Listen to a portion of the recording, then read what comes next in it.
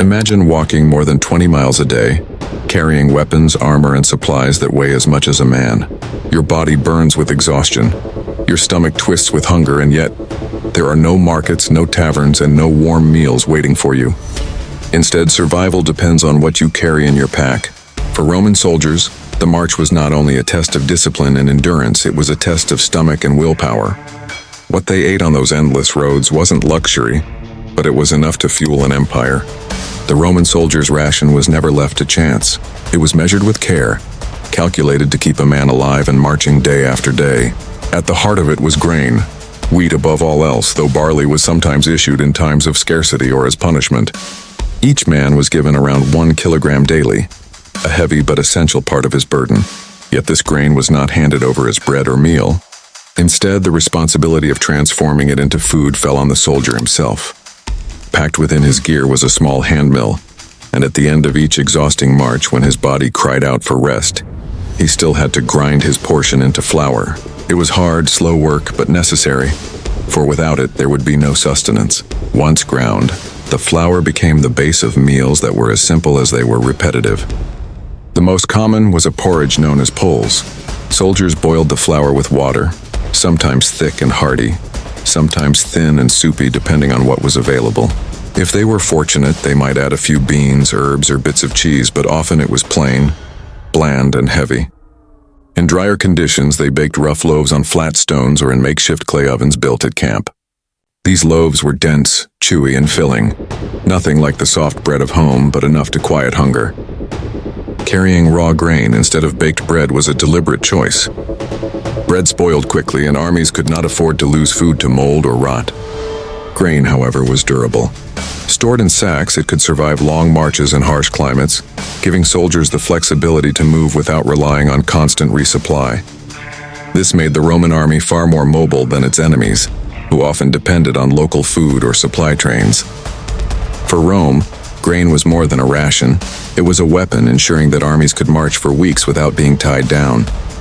Still, the burden was heavy. Soldiers were expected to carry not only their weapons and armor, but also their food supply. With rations alone weighing several kilograms, it added to the crushing load of nearly 30 kilograms each man bore. Hunger was constant, and discipline was required to stretch the supply.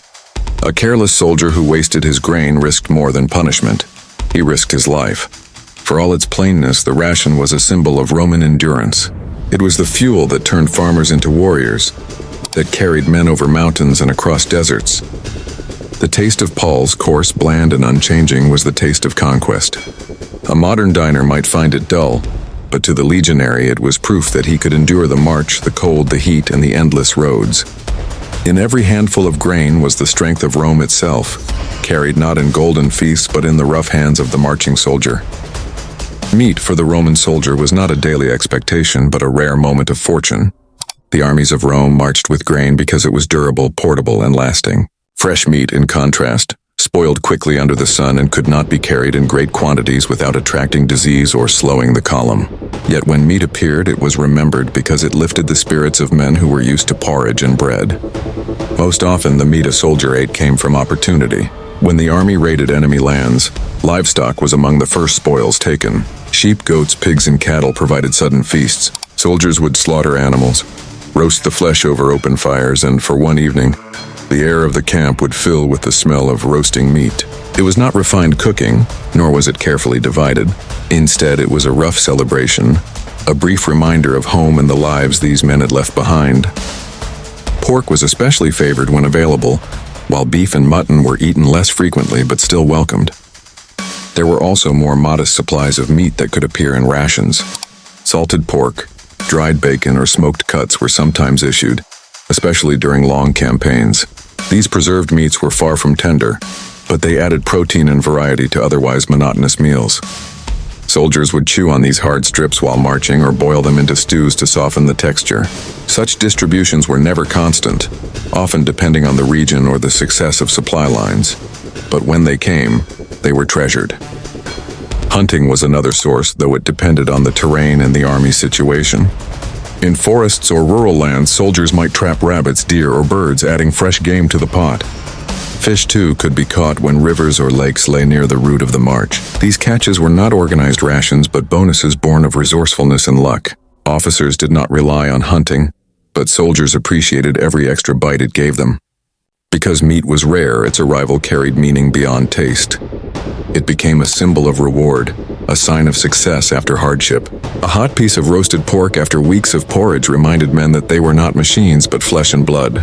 It rekindled memory, strengthened morale, and built camaraderie. Around the fire, chewing on the same meal, soldiers laughed, joked, and for a moment felt human again.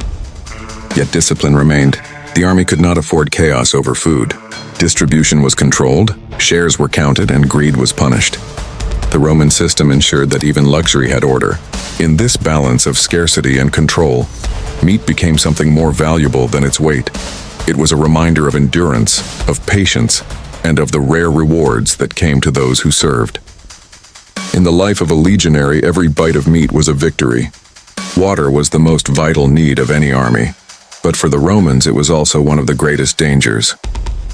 Rivers, wells, and streams could appear fresh, but unseen within them were sicknesses that could spread through entire legions. Dysentery and fever had destroyed armies before, and commanders knew that unclean water was as deadly as any sword. The solution was simple but effective.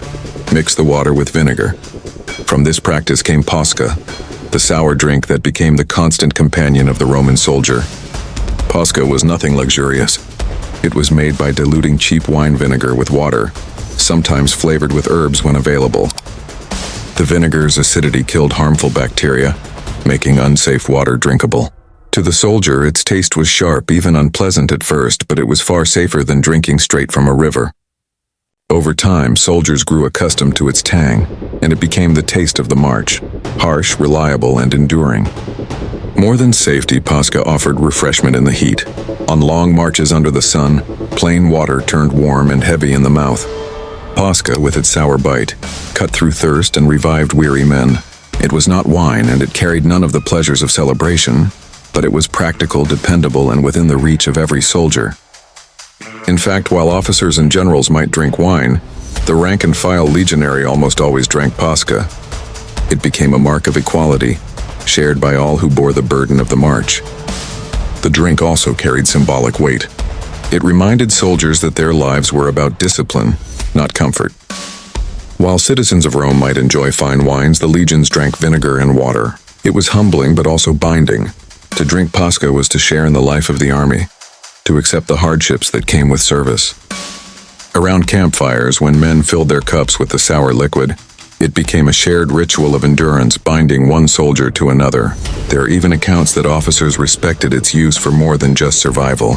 Posca was known to cool the body, aid digestion, and even clean wounds when no other medicine was at hand.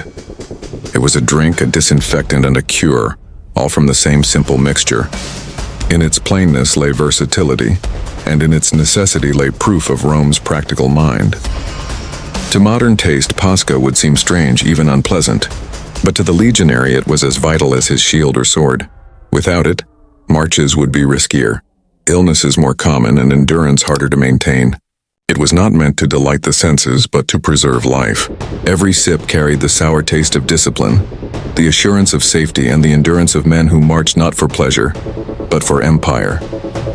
Grain and vinegar might have been the backbone of a soldier's diet, but they were not enough on their own. To keep men strong and ready for the endless march, the Roman army turned to other sources of food that added both nourishment and variety. Chief among these were vegetables and legumes. Beans, lentils, and chickpeas were staples, often carried dried in small sacks. They lasted for weeks, were easy to cook, and provided much-needed protein that the grain-heavy diet lacked. Boiled with water, they could be eaten on their own or mixed with wheat to create a thicker, more filling stew. When combined with a splash of vinegar or a pinch of salt, they became something far more satisfying than plain porridge. Beyond what they carried, soldiers relied heavily on the land they marched through. Roman armies were taught to live off the earth when possible, foraging for anything edible. Wild greens, herbs, nuts, and fruits were gathered whenever available. In fertile regions, orchards and farms could supply figs, olives, or apples. Fields of cabbage or onions might be seized to feed entire cohorts. Foraging not only eased the pressure on supply lines but also allowed soldiers to stretch their rations further. turning plain meals into something closer to a proper dish. Cooking in camp was often communal. Groups of soldiers known as contubernia shared a tent, a fire, and their rations. Together they prepared stews that mixed grain, beans, herbs, and whatever forage they could gather. Sometimes bones from hunted game or stolen livestock flavored the pot, creating a broth that carried the taste of meat even when the flesh was scarce. This pooling of resources not only made meals more filling, but also built camaraderie as men worked, ate, and endured hunger together. The importance of vegetables and legumes went beyond nutrition. They helped keep the army moving. Unlike meat, which spoiled quickly, beans and lentils were light, durable, and easy to carry. They required only boiling water, a fire, and patience. Even when supply lines were stretched thin, these foods ensured that the legionary could march another day. In times of famine or in barren landscapes, the army might have suffered. But whenever they found farmland, soldiers replenished their stocks, proving Rome's adaptability in every corner of its empire. Foraging, however, was not without risk. Stragglers searching for food could be ambushed, and moving too far from the column meant danger. Yet the rewards were worth it. A handful of figs, a clutch of wild herbs, or a bundle of onions could transform the monotony of rations into something far more palatable. These small comforts carried great weight in a soldier's life, offering not only strength for the body but also relief for the mind. In the end, vegetables and legumes played a silent but vital role in sustaining Rome's armies. They lacked the glory of meat or the symbolism of grain, but they were the quiet force that kept men nourished and steady. In every pot of lentil stew simmering by a campfire, one could taste the resilience of the legion, the ability to take whatever the land offered and turn it into the fuel of empire. For the Roman soldier, food was not meant to delight but to sustain, yet even in the most practical of rations, there were small touches of flavor that made endurance easier. 3 simple elements, salt, oil, and cheese, were enough to transform the harsh monotony of grain and beans into meals that felt bearable. They were not luxuries to be enjoyed every day, but when they appeared, they gave soldiers a sense of comfort in a life otherwise ruled by hardship. Salt was the most important of these. It was more than seasoning. It was survival. After long marches under the sun, the body lost salt through sweat, and without it, weakness quickly followed. Soldiers valued salt so highly that it was issued in measured amounts as part of their supplies. It preserved meat, kept vegetables from spoiling, and restored strength after exhausting marches. To sprinkle a little salt into porridge or stew was to turn bland food into something not only edible but sustaining. It is no accident that the very word salary comes from salt, for it was considered wealth as well as nourishment.